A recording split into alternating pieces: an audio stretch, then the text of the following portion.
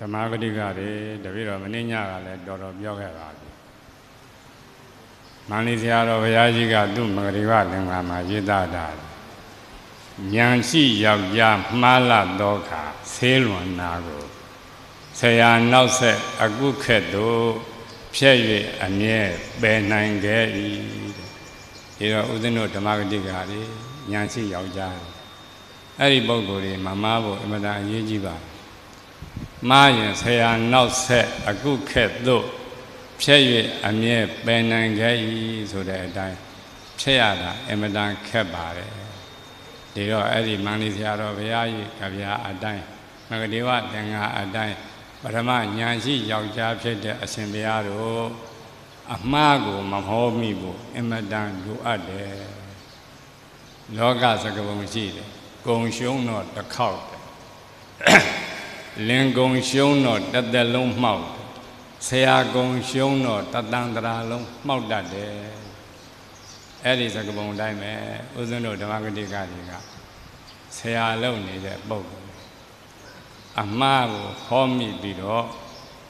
တရားဓမ္မတွေကဥစဉ်တို့ဟောထားတဲ့အမှားကိုအမှန်လို့ထင်သွားရင်အဲ့ဒါဆရာဂုံရှုံးပြီးတော့တသန္တရာလုံးမှောက်မှာစိုးရတယ်ဆိုရပါလို့တပည့်တော်တို့သာပေမှာလာတဲ့အဇာတတအဲ့ဒီအဇာတတဟာဆရာဂုံရှုံးတဲ့အတွက်တသန္တရာလုံးမှောက်သွားသူကိုယ်ွယ်တာကဘသူကိုယ်ွယ်တော့ဒေဝဒကိုကိုယ်ွယ်ဒေဝဒညွန်ပြချက်မှားတဲ့အတွက်အဲ့ဒီဒေဝဒရဲ့ညွန်ပြချက်အတိုင်းလိုက်နာလှုပ်ဆောင်တဲ့အတွက်အဇာတတဟာအခုအတိငရဲမှာခံနေရတယ်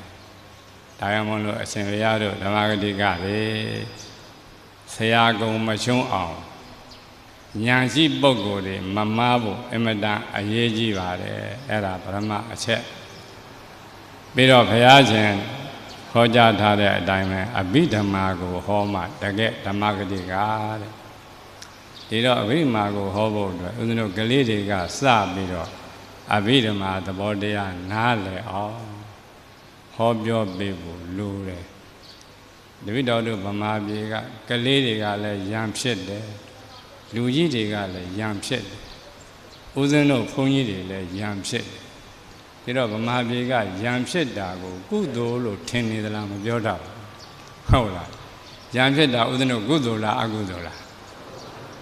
အကုသိုလ်အဲ့ဒါတော့သိအောင်လို့လုပ်ပေးဖို့ကောင်းတယ်ဟုတ်လားယံဖြစ်နေခြင်းဖြင့်ဘာမှဦးဇင်းတို့အကျိုးမများဘူးဘုရားရှင်ကအဲ့ဒီယံဖြစ်တဲ့ပုဂ္ဂိုလ်တွေကိုအဲ့ဒါကနေပြီးတော့စိတ်ဇပ်ပေးတာမင်းညကပြောတဲ့ဘိနာနံတန္တာတာဆိုတာအဲ့ဒါပြောတာသဘောထားကိုယ်နေတဲ့ပုဂ္ဂိုလ်တွေကိုတန္တာတာစိတ်ဇပ်ပေးပါတဲ့အဲ့ဒါဘုရားရှင်ကသူကိုယ်တိုင်ခုနကတာကိယနဲ့ဂေါလိယရေကိစ္စနဲ့ပတ်သက်ပြီးတော့ယံဖြစ်တဲ့အခါဘုရားရှင်ကယံမဖြစ်အောင်ငြိမ်းချမ်းရေးရအောင်ဆုံးမခဲ့တယ်အဲ့ဒါကိုလည်းပဲဦးဇင်းတို့ဓမ္မဂတိကတွေအတုယူဖို့လိုတယ်ဗျာရုပ်တို့အင်းဝခေပေါ့ရာဇာတိရဲ့အရေးတော်ဘုံဦးဇင်းတို့ဖတ်ဖူးကောင်းဖတ်ဖူးပါလိမ့်ရာဇာတိတွေနဲ့မင်းကောင်းဆိုတာအသက်ကလည်းဘလောက်မှမကြည့်ကြဘူး50ကျော်လေးနဲ့နိုင်ပါစံညအဲ့ဒီအသက်50ကျော်လေးနဲ့နိုင်ရစံနဲ့ရာဇာတိတွေနဲ့မင်းကောင်းသူတို့အသက်ထင်ရှားစီတော့စစ်ပွဲဖြစ်တာအကြိမ်40ကျော်တယ်အသက်နေရတာကမှ50ကျော်လေးအဲ့ဒါစစ်ပွဲဖြစ်တာအကြိမ်40ကျော်ဖြစ်တယ်တဲ့တစ်ချိန်မှာတော့စကြိုသူမြတ်ကစစ်ပွဲမဖြစ်အောင်ဈာကနေပြီးတော့ဉာဏ်ဉာဏ်တရားဟောပြီးသာသာတိတိတို့ဟန္တာဝတိကအင်းဝလာဝိုင်းအင်းဝလာပိုင်းတော့စကြုံသူမြတ်ကဟန္တာဝတိရာဇာတိတို့ရဲ့စစ်တပ်သွားပြီးတော့တရားဟောတယ်အရှင်မင်းတရားတို့မှာလူလက်နဲ့ပြည့်စုံတယ်လို့ပဲဒီအင်းဝမင်းကောင်မှာလည်းလူလက်နဲ့ပြည့်စုံတယ်အချင်းချင်းစစ်တိုက်တယ်ဆိုတာတိုင်းပြည်အင်မတန်နာပါတယ်ဒီတော့စစ်မတိုက်ဖဲနဲ့ဒီနေရာကပဲဟန္တာဝတိကိုပြန်ပြီးတော့ခြီပါစကြိုသူမြတ်က အဲ့ဒါလိုကြားဝင်ဆောင်ရွက်တယ်အဲ့ဒါလိုကြားဝင်ဆောင်ရွက်တဲ့အတွက်အဲ့ဒီအချိန်မှာတော့စစ်မဖြစ်ဖဲနဲ့ရာဇာတိရတို့ကသူ့ဘဲကူကိုပြန်သွားတယ်လို့ရာဇဝင်မှာရှိတယ်ဦးဇင်းတို့ဓမ္မဂတိကတွေပမာပြေမှာဖြစ်ပေါ်နေတဲ့ရံပွဲအတိအသီးကိုငြိမ်းချမ်းအောင်တရားဟောကြဖို့အမတန်လိုအပ်တယ်ရံဖြစ်တယ်ဆိုတာဒေါသဆိုတာအကုသိုလ်ဖြစ်တယ်အကုသိုလ်ဆိုတာကဆိုးပင်စိုက်ပျိုးတော့ဆိုးရိုးပဲလားရမှာပေါ့အဲ့ဒါကိုကလေးကစနားလည်အောင်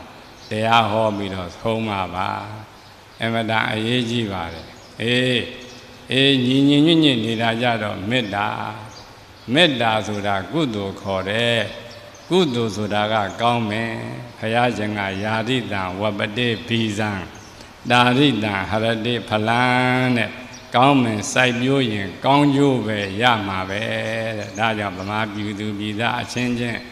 ညီညွတ်နဲ့မေတ္တာဟုသောကုသိုလ်ကောင်းမယ်စိုက်ပျိုးနေထိုင်ကြဖို့အရှင်ဘုရားတို့ဓမ္မဂတိကတွေကဟောပြောဆုံးမပေးကြပါလို့တိုက်တွန်းရင်တပည့်တော်ရဲ့ဩဝါဒကထာကိုဏိကုံးချုပ်ပါတယ်